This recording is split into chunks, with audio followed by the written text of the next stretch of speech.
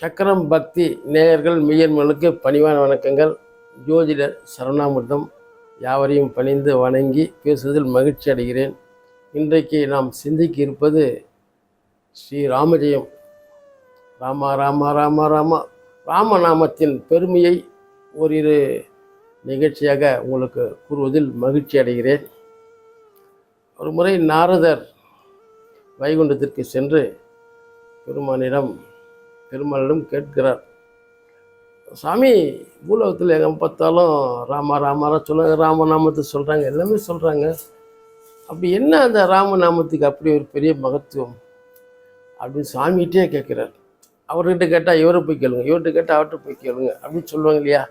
நேரடியாக சாமிகிட்டே போயிட்டோம்னா வேறு யார்கிட்டையும் கேட்க வேண்டியதில்லை, சிறப்பாக அவரையும் சொல்லுவார். சாமிகிட்ட பெருமாள்கிட்ட பார்க்கடல் பெருமாள் ஆதிசேஷன் தாங்கியிருக்கின்ற அந்த பெருமாளிடம் மகாவிஷ்ணுவிடமே நாரதர் கேட்கிறார், அப்படியா, ராமநாமத்தை பற்றி தெரியாமல் இருக்கிறாயா? பூலோகத்தில் இந்த இடத்துல போயிட்டு ஒரு இலையில் ஒரு புழு நெளிஞ்சிக்கிட்டு இருக்கும், அதுக்கிட்ட போய் அது காதில் ராமா ராமா ஸ்ரீராமஜெயம் மந்திரத்தை சொல்லு. சாமி, நான் போகிறது அங்கே யாருன்னா வழியில் பார்த்துட்டாங்கன்னா தைரியமாக போ, நீ யார் கண்ணுக்கு தெரிய மாட்டேன், போயிட்டு வா, பூலோகவாசிகள் நினச்சா கூட ஒன்று பார்க்க முடியாது, போயிட்டு வா அப்படின்னு அனுப்புகிறார். இவர் சாமி குறிப்பிட்ட இடத்துக்கு வந்து அந்த புழு சொன்ன மாதிரியே ஒரு இலையில் புழு நெளிஞ்சிக்கிட்டு இருக்கு. காதுகிட்ட போய் ராமா சொன்னோன்னே அந்த புழு செத்து போச்சு. வேகமாக ஓடி வர, சாமி, என்ன அவ்வளோ பெரிய பாவத்துக்கு என்ன ஆளாக்கிட்டீங்க, என்னாச்சு? சாமி, உங்கள் பேர் ராமான்னு சொன்ன உடனே அந்த பொருள் செத்து போச்சு. அப்படியா? அங்கே இன்னொரு இடத்துல வந்து ஒரு பட்டாம்பூச்சி ஒன்று இருக்கும், அதுக்கிட்ட போயிட்டு நீ ராமான்னு சொல்லு, காதில் சொல்லு. அப்படியா சாமி, இது ஒன்றாகாத, போய் சொல்லியா அப்படின்றார். நேராக சாமி நாரதர் வர, பட்டாம்பூச்சி அது ஆனந்தமாக பட்டர்ஃப்ளை ஆனந்தமாக பாடி பறந்து அதனுடைய இணையை தேடி துணியை தேடி பறந்து போயிட்டே இருக்கு.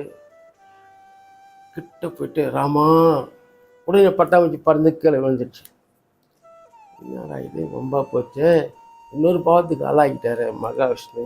மறுபடியும் வைகுண்டத்துக்கு வர்றார், சாமி இந்த மாதிரி ஆகிப்போச்சிங்களே.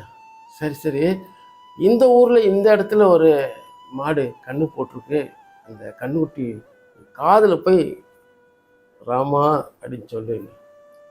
சாமி, ஒன்றாகாது, அதுவாது புழு போனால் யாரும் கேட்க மாட்டாங்க, பட்டாம்பூச்சி அதுவும் கேள்வி முறை இல்லை, மாடு அந்த குடியான வேணும் சும்மா விடுவானா, நீ தான் யார் கண்ணுக்கும் தெரிய மாட்டிய, எதுக்கு பயப்படுற சொல்லிப்பார் அப்படின்னு உடனே வெறும் தைரியமாக வராரு. அந்த தாய் பசு காமதேன் மாதிரி அவ்வளோ அழகாக நல்லா எடுத்து வணங்கும், அந்த மாதிரி இருக்குது. சின்ன கண்ணுக்குட்டி, அதுவும் இன்னும் தேஜஸ், சூரிய ஒளி புரிஞ்சு பெரிய தேஜஸோடு இருக்குது. நாரதர் யோசனை பண்ணுறாரு, இவ்வளோ அழகாக இருக்க, இதுக்காக சொல்லி இதுக்கு ஏதாவது ஆச்சுன்னா என்ன பண்ணுறது? போற்றோர் போற்றலும் தூற்றோர் தூற்றலும் போகட்டும் அந்த மகாவிஷ்ணுக்கு அப்படின்ற மாதிரி ராமா அப்படின்னு சொல்லி கண்ணுக்குட்டி காதில் சொன்னார். உடனே கண்ணுக்குட்டி கை காலை வரைச்சின்னு இறந்துடுச்சு. உடனே இதை பார்த்தோன்னே இவருக்கு மறுபடியும் யார் கண்ணுக்கு தெரிய மாட்டேன். அங்கேருந்து நேராக மகாவிஷ்ணு வைகுண்டத்துக்கு வந்து, சாமி இந்த மாதிரி ஆயிப்போச்சு சாமி. சரி சரி போடும், இந்த நாட்டில் இந்த ராஜாவுக்கு ஒரு குழந்தை பிறந்திருக்கு, அந்த குழந்தை காதில் போயிட்டு இந்த மாதிரி ராமான்னு சொல்லு. அப்படியா? சாமி, இதெல்லாம் சின்ன சின்ன விஷயம் போனால் போதும், மன்னர்கிட்ட போய் குழந்தைக்கு ஏதாவது நாச்சுன்னா சும்மா விடுவாங்களா அப்படின்னு. நீ தைரியமாக போய் சொல்லு, நான் இருக்கேன் போ அப்படின்ற. ஒரு நேரம் என்ன பண்ணுறேன், அந்த குழந்தை பார்த்தீங்கன்னா 1000 சூரியன் பிரகாசத்தில் தேஜஸ் அழகாக இருக்குது, மன்னரை காட்டிலும் இந்த மாதிரி ஒரு குழந்தை எங்கேயுமே இருக்காதுன்ற மாதிரி அழகாக ரதி மன்மதன் மாதிரி, மன்மதனே வந்து பிறந்துட்டானான்ற அளவுக்கு தெய்வ கடாட்சமாக இருக்குது. சரஸ்வதி கடாட்சம், தெய்வ கடாட்சம் மாதிரி இது தேவலோக கடாட்சம் அந்த குழந்தை இருக்குது. பார்த்த உடனே இவருக்கு சொல்லலாமா வேண்டாமா, 3 பாவம் பண்ணிட்டேன், இது ஒரு பாவமா?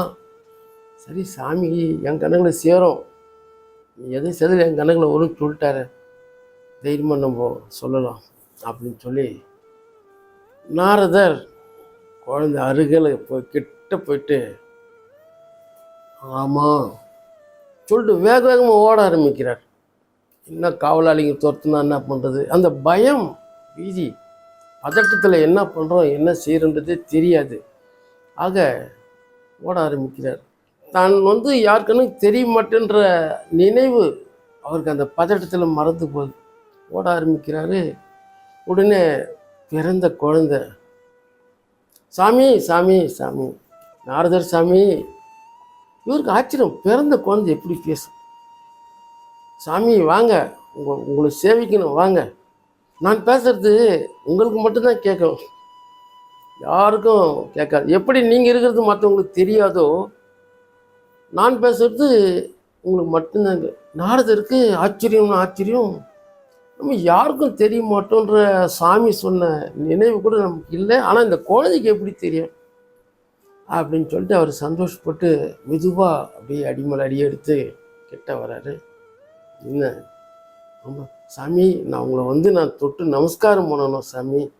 பிறந்த குழந்தை பேசுது, ஒரு மகிழ்ச்சி இவருக்கு எங்கேயுமே இல்லையே, உலக அதிசயமாக இருக்கேன். தேவலோகம் எல்லா லோகத்துலேயுமே குழந்தை பிறந்தவன் எப்படி பேசும்? அப்போ தான் சொல்லு சிசு, என்ன வேணும், என்ன சொல்லு. சாமி, உங்கள் பாதத்தை செங்கமல பாதங்களை ஒட்டி என் கண்களில் ஒட்டி கொள்கிறேன், உங்கள் பாதங்களின் சிரத்தின் மேல் தாங்கி கொள்கிறேன். குழந்தை உணர்ச்சி பூர்வமாக பேச ஆரம்பிக்குது. பிறந்த குழந்தை மறுபடியில் ஒரு தேவலோக சங்கீதம் போல அது இருக்கு.